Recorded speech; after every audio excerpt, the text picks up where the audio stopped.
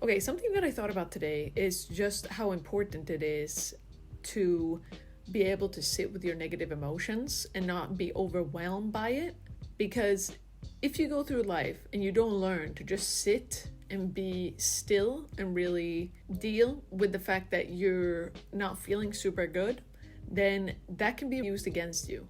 And somewhere where we can see this pretty clearly is in the Office episode where Andy is selling his car and he essentially gets manipulated by Dwight, who he does the car equivalent of saying, if I wouldn't date you, who would? He's essentially using emotional blackmail and instilling fear in Andy to be able to get the car for a much cheaper price than what it's worth. And actually that translates quite well into the relationship analogy. You need to be able to see it for what it is when someone is trying to manipulate you. We live very comfortable lives nowadays. Although people think that we're dealing with things that are much more difficult or much more complex in today's world, really that's not the truth at all. If you have any concept of history, even within the last hundreds of years, you can see how incredibly comfortable we are. That doesn't mean that we live easy lives necessarily. Of course, you still have to struggle with the same themes that people have struggled with for the entire existence of human beings, which is sadness, anger, jealousy, exhaustion. All of these things have reared its head over and over and will continue to do that over and over. My point is to say that we don't experience negative emotion on the same level as generations before us, excluding the boomers. People would have to grow up and they would have siblings die very early. They would have parents who would work every single day with no breaks. This was very common courtesy. It was a much more harder life. And nowadays, because we live very sheltered lives, all kind of negative emotions that you come in contact with seems bigger than it is. Not always. Sometimes the big negative emotions are justified. Let's say that you lose someone or something really traumatic happens to you. Of course, you shouldn't try to downplay the fact that that is something that made you feel bad. However, you need to be resilient and you need to create some kind of resilience to protect you against people who are willing to take advantage of that for their own gain. So let's get back to the Dwight and the Andy example here. His first line of attack is to invoke a negative emotion inside of Andy by saying, oh wow, you're really in a bad situation here. This is not something good. Let me relieve you of this burden. Like, let me do you a favor because I'm just so generous like that. If someone is trying to trick you, they also want to do it really fast. Obviously, they don't want to give you time to think about it. They want to kind of get in your face really quickly and then they want to leave.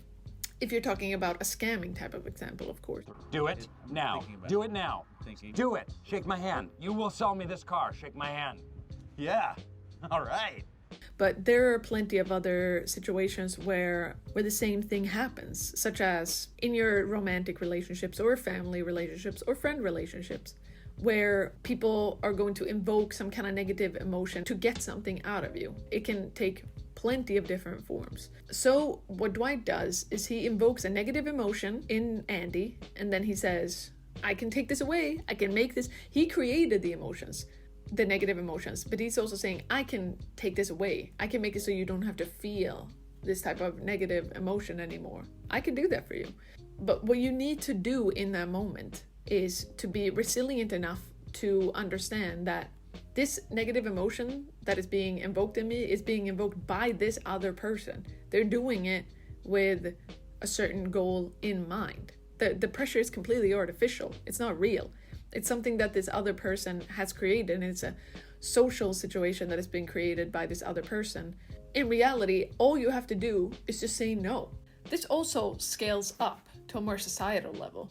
And this is exactly what happens with Michael and Dwight in the episode. So basically what happens is that Stanley disrespects Michael openly. If I stutter, which cannot be tolerated. And he needs to do something about it. But Michael is a very non-confrontational person when it comes to situations like this. So he tries to figure out any kind of way that this can be addressed without him having to directly talk to Stanley about it. And Dwight's main motivation in a lot of the whole series, actually, is to become the boss of Dunder Mifflin. You know, he has a very clear idea of what things are not working and how he could improve them, etc., etc.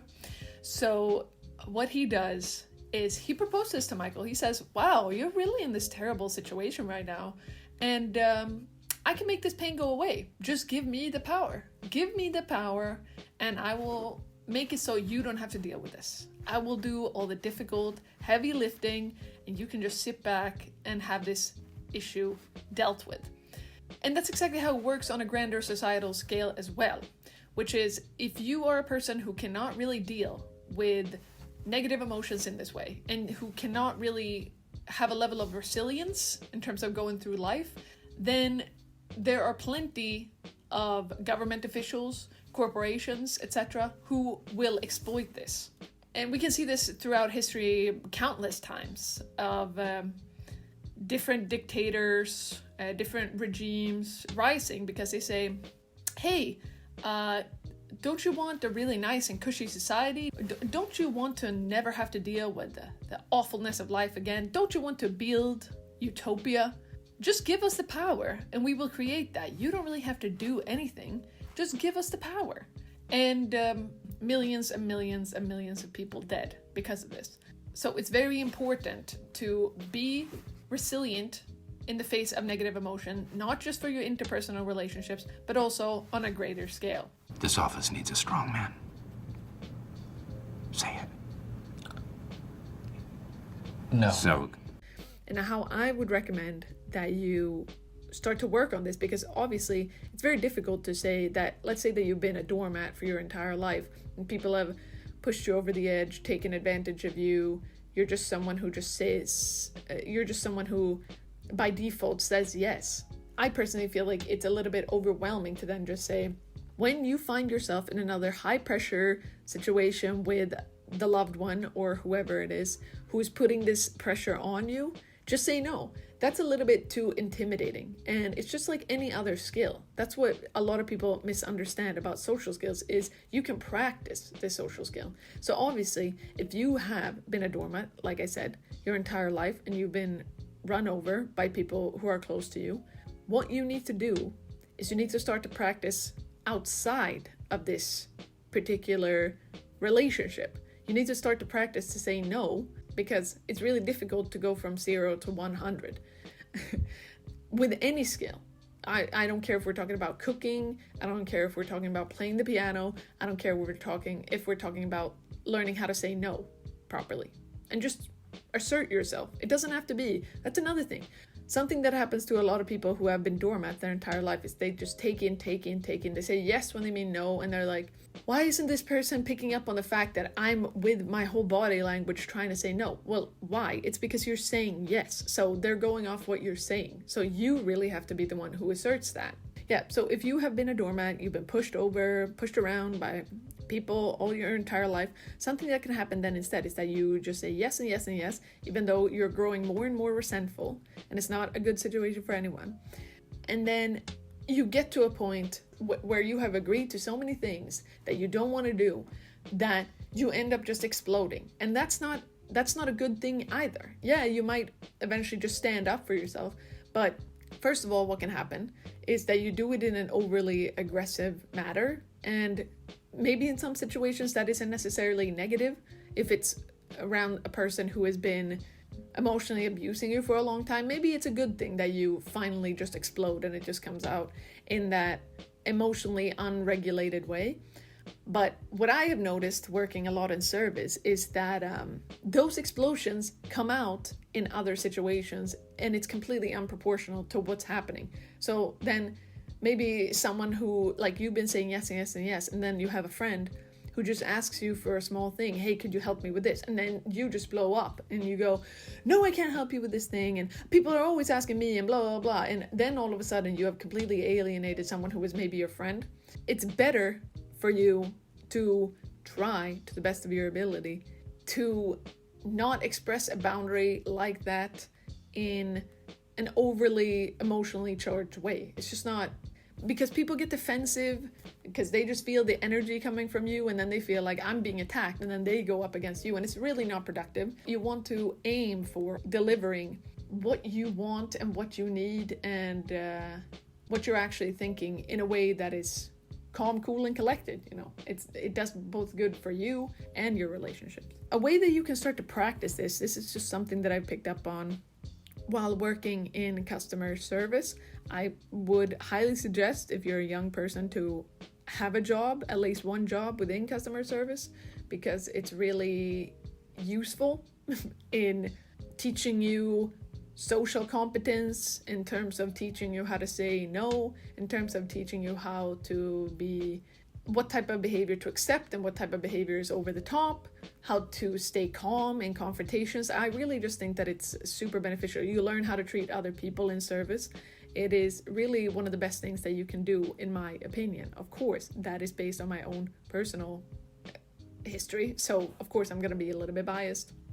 But okay, so yeah, when you work in a, let's say, any kind of store, you can practice saying no in a polite way. People are pushing you for a discount, people are pushing you for whatever. Then you can just practice saying no, because these people are not someone who is in your life. It's not really a relationship that has any depth to it. So even if it does go wrong, you practice and it kind of goes wrong, of course you shouldn't be rude, but you should just practice setting up boundaries in a situation like that, where it's very low risk in terms of your private life. If you can't do that, if you don't have a customer service job and you don't want to get a customer service job, another situation that I think is really good to practice on, I don't know what the situation is like where you live, but where I live, there are a bunch of people who work for different charities, most often global ones, not anything that is related to the country where I live in. But obviously their entire job is to get people to sign up for this charity. And it's one thing, if let's say that they just have, they're collecting money for a charity and you can just kind of put your money in and you can go. That's not the type of charities that hang around where I live. Usually they want you to sign up to a monthly program where they pull money out of your bank account. And it was really good for me to be able to practice with these type of people, because of course I understand they are working for something that they believe in. I respect that. At the same time, I can't sign up for every single charity standing on the street, because I just don't have money like that. So then it's good to just practice saying no thank you when they approach you. So be polite, but be like, don't, this is not a person who you know. This is not a person who's going to, again, affect you in your real life. And I'm sure there are plenty other examples that you can, social situations that you can get yourself into, that is also going to be good practice. And then you will see that it's not that scary. Like, you say no and then nothing really happens. Repetition is so good, because then you also figure out little lines in your head that you can repeat. You figure out what feels comfortable for you. Yeah, it allows you to live a lot better of a life when you can just say no, when you can set a boundary and uphold that. And also, exactly, what you don't do is you don't go into, this is specific for your own personal relationships, but you don't go into any kind of negotiation. When you have a hard line of something, you can of course ask people to respect that hard line, but if they show with their behavior over and over again that they don't respect that line, don't stick around and try to bleed out your energy trying to make them see why that line is important to you, why they should follow it. If they don't want to follow it, guess what? You can't change them. You can only change yourself. So it's really important for you to establish a boundary, say, this is my boundary, very clearly. If someone tries to push that boundary, then you assert it again. And if they do that again, then you just walk away. There's no point. Don't waste your energy on these people. So anyways, this is a long TED Talk at this point. But this is just something that I was thinking about today. And that's it.